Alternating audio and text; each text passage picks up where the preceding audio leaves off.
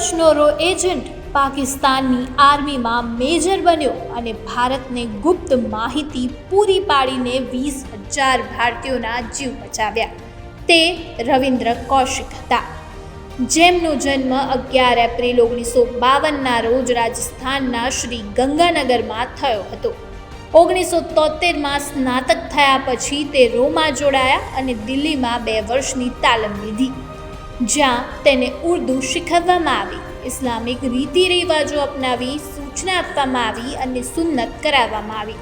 1975માં 23 વર્ષની ઉંમરે બધા ભારતીય રેકોર્ડ ભૂંસી નાખવામાં આવ્યા અને તેને પાકિસ્તાન મોકલી દેવામાં આવ્યો. એક નવી ઓળખ આપવામાં આવી, નબી અહેમદ શાકિબ.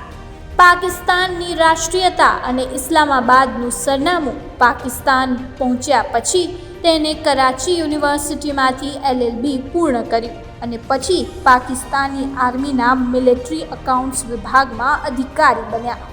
લાંબા સમય સુધી પાકિસ્તાની આર્મીમાં સેવા આપ્યા પછી તેમને મેજરનો હોદ્દો મળ્યો. આ દરમિયાન તેને પાકિસ્તાની છોકરી અનામત સાથે લગ્ન કર્યા. અનામતના પિતા પાકિસ્તાની આર્મીના એક યુનિટમાં દરજી હતા.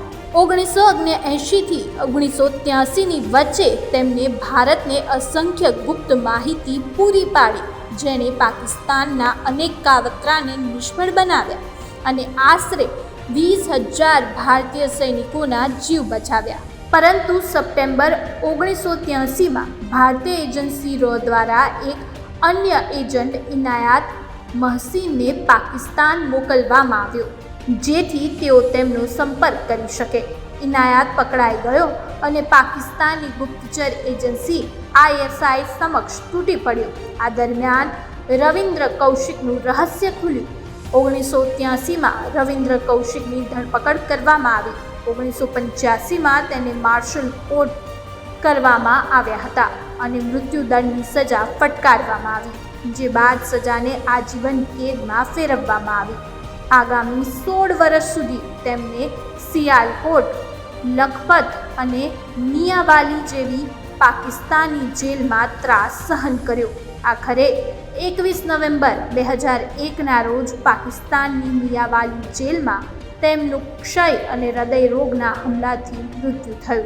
એવું કહેવાય છે કે જો તેમણે આ રહસ્ય જાહેર કર્યું હોત તો ભારતનું ગુપ્તચર નેટવર્ક ભારે બરબાદ થઈ ગયું હોત, પરંતુ તે પોતાના રહસ્ય સાથે દુનિયા છોડીને ચાલ્યા ગયા.